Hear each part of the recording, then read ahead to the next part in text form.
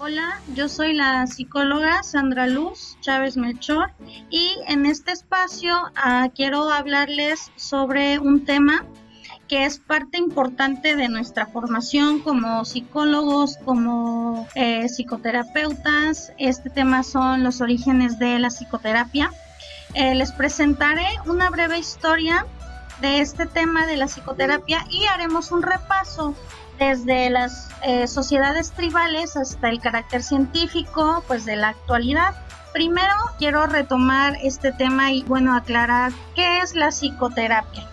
Bueno, la psicoterapia es parte de un proceso de comunicación entre un psicoterapeuta y una persona que acude a consultorio, que es, paciente o cliente o usuario, como, quieran llamar, que se da con el propósito de una mejora en la calidad de vida, pues, de este último.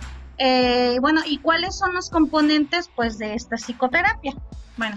Se maneja uno que es psicoterapeuta, que es la persona pues ya especializada en este tema, que ya tiene una formación, que ya tiene las herramientas necesarias para pues el acompañamiento, ¿no? a esta persona.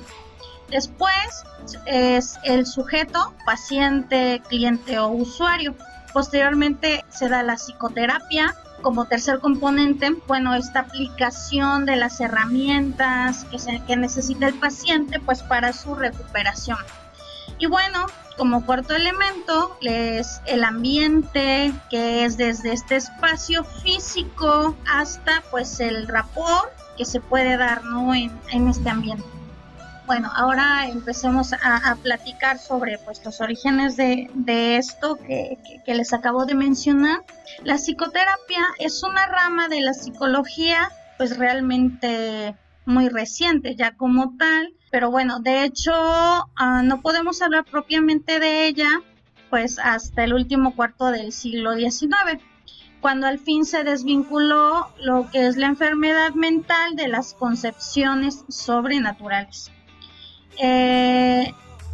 Pues no obstante, en aquel entonces la sociedad, ahora también, siempre ha tenido pues interés en explicar algunos de los fenómenos que ocurren y que ocurrían en las personas, de las que no se podía encontrar pues alguna causa biológica clara, una enfermedad física, y pues no daban explicación. Entonces, si nos remontamos a los comienzos pues más distales, las sociedades tribales ya hablaban de un alma que estaba presente pues en todos los objetos naturales. Creían en el animismo y pensaban que la enfermedad era un fenómeno de posesión de un alma extraña. Los métodos de los que se disponía en aquel entonces eran pues las ceremonias para la restauración de esta alma perdida, el exorcismo, las confesiones y la incubación. Ya un poco más tarde, con Grecia y el mundo antiguo, nos encontramos con el origen de la psicoterapia contemporánea y su pensamiento racional, así como la filosofía y la medicina. Ya los filósofos ya empezaban a cuestionarse pues qué es lo que pasaba con estos comportamientos de la sociedad, de las personas, y empezaban a hablar un poco sobre el alma, sobre el espíritu. Eran ya personas pues que ya querían investigar, que tenían muchas dudas, ¿no? Y en este contexto, empezando a hablar sobre, pues, Aristóteles distingue los diferentes usos de la palabra ensalmo, que era una palabra persuasiva según la cual pues el ser humano cambia. Posteriormente, Platón señaló los efectos beneficiosos del discurso bello sobre el alma y el cuerpo. Algunas de sus observaciones eran sobre las pasiones, sobre los sueños y ya el inconsciente, ya empezaba por ahí a hablar de esto. Parecen antecedentes pues ya del pensamiento propio freudiano. Y pues también no podemos dejar de nombrar a Hipócrates y a Galeno, Bueno, aquí se menciona esta palabra que es el Corpus Hippocraticum, que es uno de los hitos pues de la medicina moderna. Ya Hipócrates relacionó las enfermedades ya con estados del organismo y postuló la existencia de 4 humores asociados con un temperamento, a saber, que era pues sangre, sanguíneo, flema, flemático, mencionaba bilis amarilla, que era colérico, y pues bilis negra ya lo asociaba con melancólico. Después de esto viene Galeno. Él por su parte desarrolló los postulados hipocráticos y distinguió entre las cosas prenaturales, las naturales y las no naturales. Y bueno, hablando un poco de estos inicios, pues ya de la Edad Media hasta la psicoterapia. En la Edad Media, la Iglesia considera ya la enfermedad mental como un producto de la voluntad del diablo. Decían que la confesión pues era el vehículo de la sanación de esto que la persona pues poseída tenía, ¿no? Ya después, más tarde, en el Renacimiento, empiezan a destacar autores como Pinel, que introdujo pues el tratamiento moral a los enfermos mentales. Se trataba ya de empezar a humanizar a estos pacientes, teniendo una concepción optimista pues de la enfermedad. Ya como hemos comentado, la psicoterapia aparece como tal en el siglo XIX, utilizando el término ya psicoterapéutico, donde ya se defiende el papel de la fe en la curación. En esta etapa son elementos clave el hecho de aislar enfermedades a las que no se podía encontrar una lesión anatómica. Por otro lado, se depura el mesmerismo y la hipnosis ya es vista como un procedimiento aceptable. El procedimiento terapéutico por excelencia ya pasa a ser la sugestión hipnótica. El origen de la hipnosis podemos situarlo en el magnetismo animal de Van Helmont. Mesmer sería su principal representante.